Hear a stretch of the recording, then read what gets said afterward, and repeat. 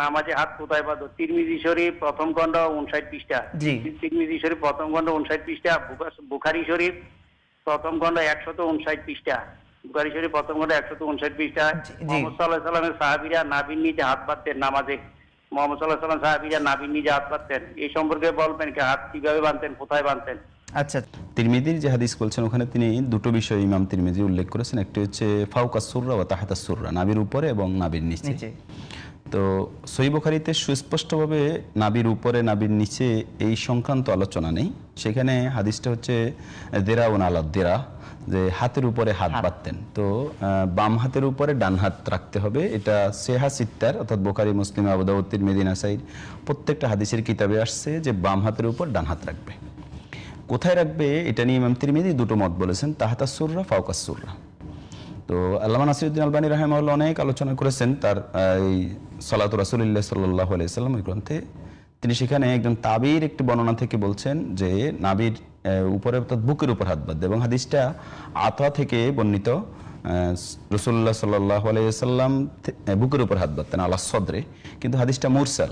মুরসাল হাদিস হচ্ছে আতা হচ্ছে তাবি, তো তিনি রাসূলুল্লাহ সাল্লাল্লাহু আলাইহি ওয়াসাল্লামকে পাননি, তার মাঝখানে উনি বাদ দিয়েছেন। অর্থাৎ যে হাদিসের মাঝখানে বর্ণনাকারী বাদ পড়েছে, তো এই হাদিসকে উসুলে হাদিসের পরিভাষায় মুরসাল বলে। তার মানে এটার সনদের বিচ্ছিন্নতা আছে, অতএব এটাকে মুহাদ্দিসদের বিশাল অংশ তারা এটাকে সহিহ বলেনি, যে এটা এখানে সম্ভাবনা থাকতে পারে যে ভুল শুনেছেন অথবা এটা কার কাছে শুনেছেন সেটা আমরা জানি না। তো ফলে এই বুকের উপর হাত বাঁধাকে ইমাম আহমদ ইবনে হাম্বল বিদআত বলেছেন। এবং তিনি বলেছেন ইমাম আহমদ ইবনে হাম্বল যে রাসূলুল্লাহ সাল্লাল্লাহু আলাইহি ওয়াসাল্লামের পরে কোনো তাবির আমল পাওয়া যায় না। এর পরবর্তীতে এসে কেউ কেউ আমল করেছেন। তার মানে আমল তো ইসলামী শরীয়তের আমলগুলো হচ্ছে এমন যে এগুলো আরবিতে বলা হয় যে তাতাবুত, তাওয়াতুর, যে প্রত্যেক যুগে যুগে থাকবে। রাসূল থেকে সাহাবী আমল করবে, সাহাবী থেকে তাবি আমল করবে, তাবি থেকে তাবে তাবে, এইভাবে আমাদের কাছে পর্যন্ত আসছে। একজন তাবির আমলও পাওয়া যায় না, ইমাম আহমদ ইবনে হাম্বল বলছেন, এই জন্য তিনি বেদাত বলছেন। এবং আলবানী রাহিমাহুল্লাহ একজন তাবির নাম উল্লেখ করেছেন, আবু ইসহাক, কিন্তু আল্লামা শুআইব আরনাউত রাহিমাহুল্লাহ তিনিও হাদিসের বিখ্যাত ইমাম, আলবানী রাহমাতুল্লাহ আলাইহির যুগেরই, তিনি বলছেন আলবানী রাহিমাহুল্লাহর এই তাহকিকও ঠিক না। তো এই জন্য এই নাভির নিচে হাত বাঁধার যে হাদিসটি আসছে সেই হাদিসটি ইমাম তিরমিজি উল্লেখ করেছেন, সেটাও দঈফ। এবং তো দুটো দিক হচ্ছে বুকের উপরে হাত বাঁধা এবং নাভির নিচে হাত বাঁধা, এই দুটো বর্ণনাই দুর্বলতার দোষে দুষ্ট।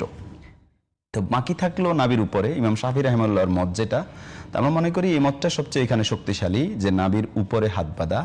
তো এই জন্য তবে মুহাদ্দিস ইমাম যারাই যে মত প্রকাশ করেছেন, হানাফি, শাফি, মালিকি, হাম্বলি, তারা সবাই বলেছেন যে যেই সামনের অংশে যেখানে হাত বাঁধুক নামাজ হয়ে যাবে। তবে এখানে গুরুত্বপূর্ণ সুন্নাহ হচ্ছে বাম হাতের উপর ডান হাত বাঁধা। তো বাম হাতের উপর ডান হাত রাখবে, এখন নাভির উপরে রাখলে হবে, নাভির নিচে রাখলে হবে, বুকের উপর রাখলে নামাজ হয়ে যাবে। তবে এখানে বিশুদ্ধ সুন্নাহ হচ্ছে যে নাভির উপরে বাঁধা। আচ্ছা স্যার।